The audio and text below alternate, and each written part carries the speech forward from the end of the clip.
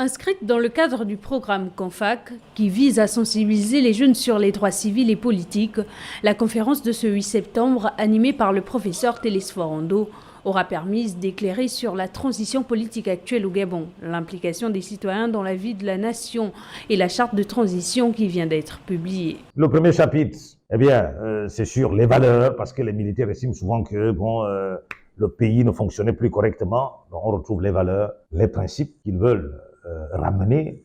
Il y a naturellement la discipline et autres à l'intérieur, l'intégrité, et puis les missions, les organes, etc. Mais au niveau des organes, c'est quasiment la même chose. Est-ce que la charte est-elle révisable?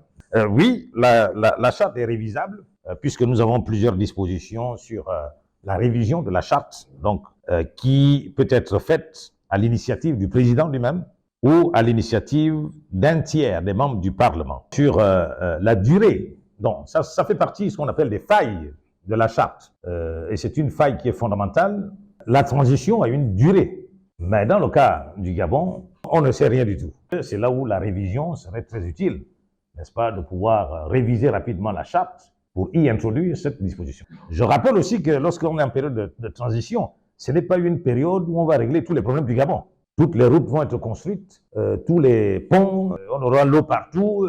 Non, ce n'est pas l'objet de la charte, enfin, la période de transition. C'est une période qui a pour objet de réformer, je veux dire, ce qui n'a pas fondamentalement marché. Éclairer la jeunesse en les préparant à raisonner en toute logique sur la situation actuelle du pays était donc tout l'enjeu de cette rencontre. Nous avons jugé important, effectivement, à la suite de la prise de pouvoir par le comité de transition pour la restauration des institutions, d'organiser une conférence sur la question de la transition politique et de l'implication des citoyens, parce que nous considérons effectivement que les citoyens doivent participer à cette transition politique et que ces outils ou les mécanismes doivent être enseignés. 2 heures de conférence riches d'échanges pour ces jeunes venus nombreux qui se sont satisfaits des échanges.